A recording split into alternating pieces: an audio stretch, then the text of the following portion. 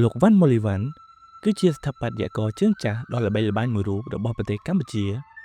លោកបានចូលរួមចំណែកជាច្រើននៅក្នុងស្ថាបត្យកម្មដែលគេហៅថាស្ថាបត្យកម្មខ្មែរទំនើបនៅក្នុងសម័យសង្គមរាស្ត្រនិយមគិតចាប់ពីឆ្នាំ1955រហូតដល់ឆ្នាំ1970នៅពេលដែលវប្បធម៌ខ្មែរមានការរីកចម្រើនខ្លាំងក្រោមព្រះរាជកិច្ចដឹកនាំរបស់អតីតព្រះមហាក្សត្រខ្មែរព្រះបាទព្រះនរោត្តមសីហនុ ក្នុងសម័យសង្គមរាស្ត្រនិយមសម្ដេចនរោត្តមសីហនុបានចាប់ផ្ដើមអនុម័តគោលនយោបាយអភិវឌ្ឍទីក្រុងភ្នំពេញឲ្យព័ទ្ធជុំវិញដោយសំណង់ទីប្រជុំជនថ្មីៗហេដ្ឋារចនាសម្ព័ន្ធនិងស្ថាបត្យកម្មបែបទំនើបលោកវ៉ាន់ម៉ូលីវ៉ាន់កើតនៅថ្ងៃទី23ខែវិច្ឆិកាឆ្នាំ1926នៅស្រុករៀមខេត្តកំពតលោកបានទទួលសញ្ញាបត្រទុតិយភូមិពីវិទ្យាល័យព្រះស៊ីសុវត្ថិនៅទីក្រុងភ្នំពេញនៅក្នុងឆ្នាំ1944ហើយលោកបានទទួលអាហារូបករណ៍ទៅរៀនផ្នែកច្បាប់នៅទីក្រុងប៉ារីសប្រទេសបារាំងនៅក្នុងឆ្នាំ1946បន្ទាប់ពីសិក្សានៅទីនោះអស់រយៈពេល1ឆ្នាំលោកក៏បានប្តូរទៅរៀនផ្នែកស្ថាបត្យកម្មនៅសាលាវិចិត្រសិល្បៈមួយនៅទីក្រុងប៉ារីសលោកបានសិក្សានៅ Atelier Studio ហើយបានបញ្ចប់ការសិក្សាដោយជោគជ័យជាមួយនឹងចំណេះដឹងនិងទេពកោសល្យខាងផ្នែកស្ថាបត្យកម្មសំណង់លោកត្រឡប់មកប្រទេសកម្ពុជាវិញនៅក្នុងឆ្នាំ1955មួយឆ្នាំក្រោយមកលោកក៏ត្រូវបានគេតែងតាំងជាប្រធានស្ថាបត្យករនៅប្រទេសកម្ពុជាលោកជាព្រឹទ្ធបុរសទី1នៃសាកលវិទ្យាល័យភូមិន្ទវិចិត្រសិល្បៈគិតចាប់ពីឆ្នាំ1965រហូតដល់ឆ្នាំ1967នៅទសវត្សរ៍ឆ្នាំ60និង70លោកវ៉ាន់ម៉ូលីវ៉ាន់បានគូរប្លង់ស្ថាបត្យកម្មស្ថាបនាអគារល្បីៗជាច្រើននៅកម្ពុជាជាពិសេសនៅក្នុងទីក្រុងភ្នំពេញនៅក្នុងនោះស្នាដៃរបស់លោកឈរយ៉ាងសង្ហាប្រជុំប្រសងគ្នាជាមួយនឹងសំណង់អគារបុរាណវត្តអារាមនិងសំណល់ពីសម័យអាណានិគមកំឡុងសម័យនោះដែលគេស្គាល់ថាជាយុគមាសរបស់ប្រទេសកម្ពុជាស្នាដៃសំខាន់ៗរបស់លោករួមមានសាលសន្និសីទចតុមុខអគារគណៈរដ្ឋមន្ត្រីនិងវិមានរដ្ឋលោកក៏បានចូលរួមគូរប្លង់វត្តអារាមនិងស្ថានទូតខ្មែរនៅបរទេសជាច្រើនផងដែរនៅក្នុងឆ្នាំ1962លោកវ៉ាន់ម៉ូលីវ៉ាន់បានរចនាសំណង់កីឡដ្ឋានជាតិដែលមានសមត្ថភាពផ្ទុកមនុស្សចំនួន60000នាក់ដែលនោះគឺជាសមិទ្ធផលដែលគេឲ្យតម្លៃជាងគេបំផុតនៅក្នុងទូទាំងអាស៊ីអាគ្នេយ៍កីឡដ្ឋានត្រូវបានសាងសង់ទៅតាមមាត្រដ្ឋានអូឡ িম্প ិកបរទេសហើយទីនោះគឺជាកន្លែងដែលជួបជុំដ៏ធំបំផុតនៅក្នុងប្រទេសកម្ពុជាដំបូងឡើយត្រូវបានសាងសង់ឡើងនៅក្នុងល្បឿនយ៉ាងលឿនដើម្បីឲ្យទាន់ពេលកម្ពុជាធ្វើជាម្ចាស់ផ្ទះស៊ីហ្គេមនៅក្នុងឆ្នាំ1963ប៉ុន្តែក្រោយមកស៊ីហ្គេមក៏ត្រូវបានលុបចោលហើយកីឡដ្ឋានថ្មីនេះត្រូវបានសម្ពោធនៅក្នុងឆ្នាំ1964អមដោយវងមនុស្សអបអរសាទរយ៉ាងច្រើនភូកីឡដ្ឋានជាតិបានទទួលព្រឹត្តិការណ៍សំខាន់ៗមួយចំនួនដូចជាល្បែងកីឡាជាតិនិងប្រធានាធិបតីបារាំងក្នុងទស្សនកិច្ចផ្លូវការរបស់លោកសាលដឺហ្គោលនៅក្នុងឆ្នាំ1966នៅក្នុងឆ្នាំ1962លោកក៏បានស្ថាបនានេសាទមហោស្រពព្រះសុរានរិទ្ធឬយើងស្គាល់ថាមហោស្រពជាតិកម្ពុជាដែលជាសារពិព័រណ៍ដែលនៅជិតខាងជាមួយនឹងបទពិសោធន៍លំនៅឋានយ៉ាងទូលំទូលាយស្នាដៃមួយទៀតដ៏សំខាន់របស់លោកគឺការរចនាវិមានឯករាជ្យដែលជាទីដ៏សំខាន់មួយបង្ហាញនៃការទាមទារឯករាជ្យពីបារាំងបានវិញទាំងស្រុងនៅក្នុងឆ្នាំ1953ក្រោមកិច្ចខិតខំប្រឹងប្រែងរបស់ព្រះបាទនរោត្តមសីហនុ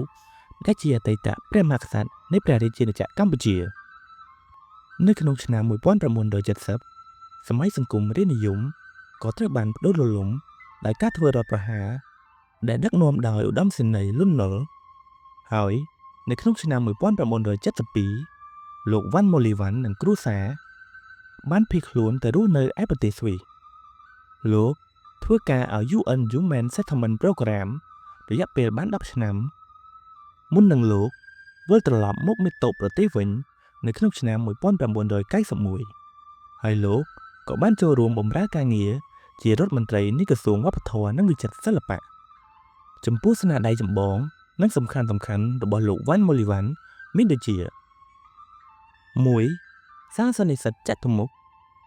2វិមានឯករាជ្យ3ភូកីឡាដ្ឋានជាតិអូឡ িম্প ពិក4សំណង់ផ្ទះ100ខ្នងដែលត្រូវបានសាងសង់សម្រាប់បុគ្គលិកធនាគារជាតិកម្ពុជាស្នាក់នៅចន្លោះពីឆ្នាំ1965ដល់ឆ្នាំ1967 5វិមានរដ្ឋចំការមន6សាលមហោស្រពជាតិសុរានរិទ្ធដែលសាលនេះធ្លាប់ត្រូវភ្លើងឆេះកាលពីឆ្នាំ1994ហើយមហោស្រពនេះក៏ត្រូវបានបោះបង់ចោលចាប់ពីពេលនោះមក7អនុវិទ្យាល័យបណ្ដុះបណ្ដាលគ្រូបង្រៀននិង8វិទ្យាស្ថានភាសាបរទេសកំឡុងពេលធ្វើជាស្ថាបត្យករលោកវ៉ាន់ម៉ូលីវ៉ាន់បានទទួលរង្វាន់និងកិត្តិយសដូចជានៅក្នុងឆ្នាំ2013លោកវ៉ាន់ម៉ូលីវ៉ាន់បានឈ្នះរង្វាន់ Nikkei Asia ក្នុងឆ្នាំ2013ខាងផ្នែកវប្បធម៌ពានរង្វាន់ Nikkei Asia ត្រូវបានផ្ដួចផ្ដើមដោយក្រុមហ៊ុន Nikkei នៅក្នុងឆ្នាំ1996ហើយកម្មវិធីនេះផ្ដល់រង្វាន់កិត្តិយសដល់ជនអាស៊ីណាដែលបានចូលរួមចំណែកយ៉ាងសំខាន់ក្នុងការអភិវឌ្ឍក្នុង3វិស័យក្នុងនោះរួមមានការអភិវឌ្ឍតំបន់វិទ្យាសាស្ត្របច្ចេកវិទ្យានិងនវានុវត្តន៍វប្បធម៌ចំពោះប្រវត្តិគ្រួសារនិងការសិក្សាលោកមានឪពុកជាអ្នកជនបទនិងម្ដាយជាអ្នកភ្នំពេញលោកជាកូនទី2ក្នុងចំណោមបងប្អូនចំនួន3នាក់គឺលោកមានបងប្រុសម្នាក់និងប្អូនស្រីម្នាក់ក្នុងពេលរស់នៅនិងសិក្សានៅក្នុងប្រទេសបារាំងលោកបានចាប់អារម្មណ៍ជក់ចិត្តខ្លាំងនិងព្យាយាមរៀនសូត្រពីគំរូស្ថាបត្យកម្មថ្មីៗនៅទីនោះចំពោះជីវិតគ្រួសាររបស់លោកវ៉ាន់ម៉ូលីវ៉ាន់លោកបានរៀបអាពាហ៍ពិពាហ៍នៅប្រទេសបារាំងដែលភរិយារបស់លោកគឺជាជនជាតិស្វីសចំណងអាពាហ៍ពិពាហ៍នេះ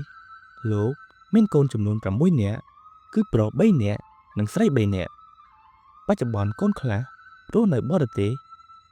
និងខ្លះរស់នៅប្រទេសកម្ពុជា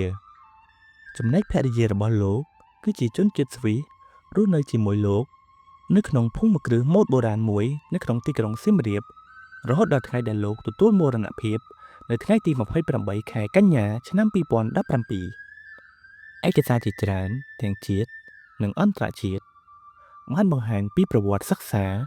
និងស្នាដៃរបស់លោកវ៉ាន់ម៉ូលីវ៉ាន់ប៉ុន្តែមិនសូវមាននិយាយពីជីវិតផ្ទាល់ខ្លួននិងគ្រួសាររបស់លោកទេជីវិតការងារនិងស្នាដៃបន្សល់ទុកដល់បច្ចុប្បន្នបន្ទាប់ពីបញ្ចប់ការសិក្សានៅក្នុងប្រទេសបារាំងគឺពោរពេញទៅដោយសមត្ថភាពនិងទេពកោសល្យចំពោះ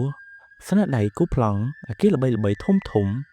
ដែលល្បីល្បាញទាំងថ្នាក់ជាតិនិងអន្តរជាតិក្នុងនោះរួមមាន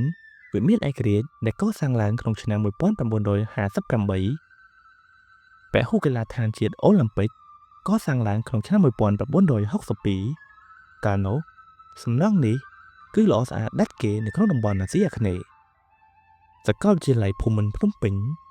ដែលកសាងឡើងក្នុងឆ្នាំ1960មានការរចនាយ៉ាងប្រណិតសាសនិសិទចតុមុខស្ថិតនៅមុខសាលាឧទ្ធរក្បែរព្រះបរមរាជវាំង